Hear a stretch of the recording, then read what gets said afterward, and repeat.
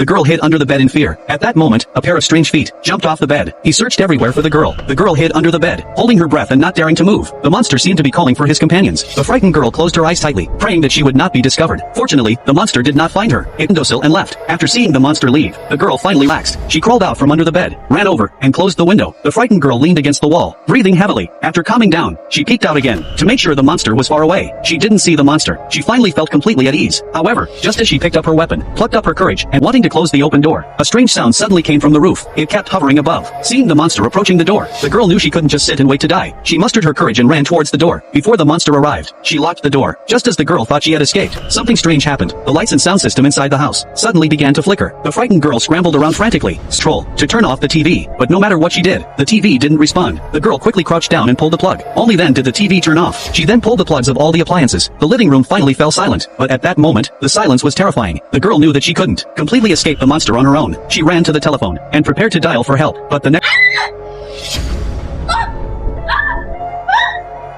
Such a strange scene unfolded, scared the girl so much that she turned and ran, but as soon as she stepped out of the kitchen, she saw the monster coming down the stairs. Fortunately, the girl dodged in time, and wasn't discovered by the monster. The girl hid behind a cabinet, which she peeked out to check the situation. The scene before almost scared her to death. Then, she saw in the mirror's reflection that the monster had put the phone back in its place. Facing such a clever monster, the girl panicked. She covered her mouth, afraid to make a sound. But the next second, the refrigerator door suddenly opened and slammed into the... Fortunately, it was blocked by the cabinet, so the girl wasn't injured. However, before the girl could recover, footsteps were approaching. As the footsteps grew closer, the girl looked down, and was shocked to see the monster right in front of her.